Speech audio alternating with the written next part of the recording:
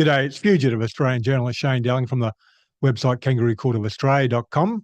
Now, Nine Entertainment, who publish the Sydney Morning Herald, The Age, the Financial Review papers and the websites, and also the Channel 9 television network, are self-exploding. They're very much gearing up to sack the CEO, Mike Sneesby. And any doubt about that, well, it's been put to bed this morning with an article which makes it very clear they're about to sack him. They're also talking about a potential replacement CEO in that article. So it makes it very clear they're about to sack him. You probably won't read he's been sacked, you'll read he's resigned, but it's the same thing, I can tell you. Now, this all started Monday last week, the 20th of May, when News Corp papers, or their websites, started running articles in relation to Darren Wick, the former head of news, not only overseeing news, but also the Current Affairs, 60 Minutes, and also the Today Show. He had been sexually harassing women, and they'd given him a payout, I think back in March, $1 million payout, and gave him the boot. But it wasn't reported like that. It reported he resigned. So News Corp website started running articles last week. Then on, I think, Friday or Saturday, the Sydney Morning Herald, one of the 9 papers, ran an article about numerous women complaining about Darren Wick. Then on Monday this week, there was a report the CEO, Mike Sneesby, had met with some of the staff, because the particular area that was the complaints were coming from was the news section in Channel 9 in Sydney, from what I can tell. So Mike Sneesby met with the staff, trying to settle it down, the problems, the complaints, but he seemed to agitate it more. And there was an article in the Financial Review and also the Sydney Morning Herald yesterday, which made it fairly clear Mike Sneesby's job was on the line, because they spoke about another guy, another male employee who had to leave who left the company last year under a cloud because there were complaints made against him. So he left before the investigation into the complaints against him were finalised. And that made it fairly clear that Mike Sneesby's job was on the line when his own papers are writing articles, dropping the boot into him, because this Adrian Fu is a good friend of Mike Sneesby's. And that made it very clear to me that there was a problem there. Now, I suppose to most readers that Mike Sneesby is potentially going to be sacked soon. But any doubt? Well, the article this morning, and I'm going to read you out some of the lines there, then interpret it for you, because you've got to read between the lines. Now, this has all been done at the direction of the Chairman, Peter Costello, former Federal Treasurer for the Liberal Party in Australia, of course. He's a political operative behind the scenes. He's been using Channel 9 for his own political benefit, own financial benefit. He's a lobbyist. He makes a lot of money for lobbying for companies, and he's been using Channel 9 for his own financial benefit, like I said. And he needs to go as well. But he's lined up Mike Sneesby to take the hit. And I was in the process of writing an article tomorrow for my website, Kangaroo Court of Australia, which I'll still do. But things are moving so fast, I thought I'd do this video, because Mike Sneesby could be gone by tomorrow. Now, today's article, that makes it very clear Mike Sneesby's going, is titled, 9 Boss Mike Sneesby Faces More Claims of His Executives' Bad Behaviour. And that's May 29th, 2024. And it's written by James Massola and Jordan Baker. The fact that his own journalist, a CEO of a media company, the own journalists in that company are writing these articles, says, 1, he's gone, 2, someone above him, which is only the directors and the chairman, Peter Costello, are authorising these articles. And the article starts off, former Stand publicity chief Adrian Fu attended this year's Australian Open tennis tournament as a guest of 9 less than a year after leaving the company's streaming service amid allegations of inappropriate conduct. Revelations on Tuesday, which is yesterday, about the departure of Fu, a close friend of 9 CEO Mike Sneesby and his family, fueled speculation within the company's senior ranks about the chief executive's future at the helm of 9, as pressure mounts over its handling of misbehaviour by senior employees.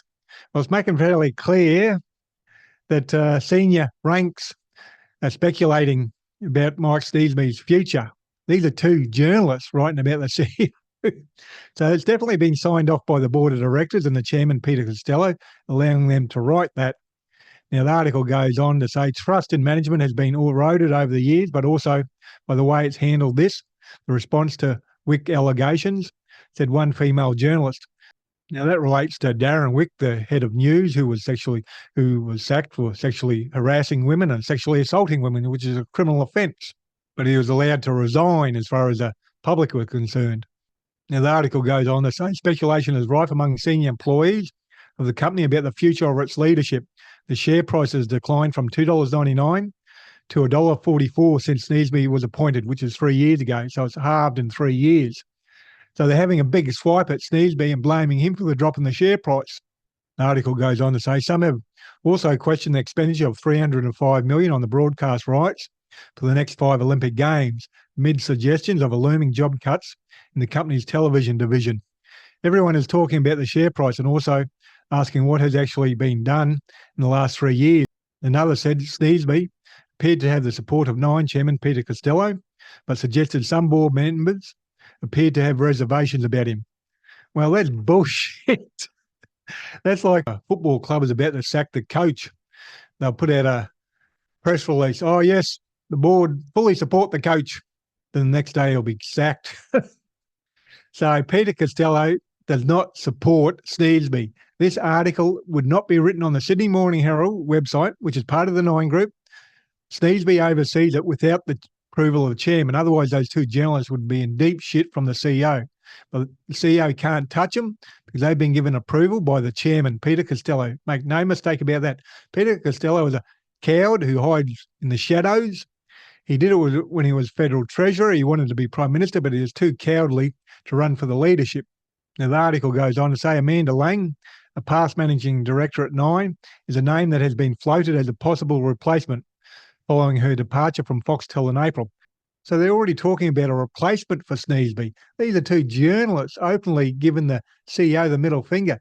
They have to have the support of the chairman, Peter Costello. He would have signed off on it, probably not directly, but via other staff. The article goes on to say Sneesby and other Nine senior executives and editors are due to visit Canberra next week for the official opening of the company's newly renovated Canberra Bureau, which has brought together journalists from the TV station, the Sydney Morning Herald and The Age. Well, they've given it a timeline. Sneesby has to go before then, because if he goes down then for the opening, what's everyone going to be talking about? The sex scandal, Sneesby's position, when he's going to be sacked. So he has to go before then. The article even puts a timeline on when Sneesby has to go, and it has to be before next week, so he has to go in the next day or two.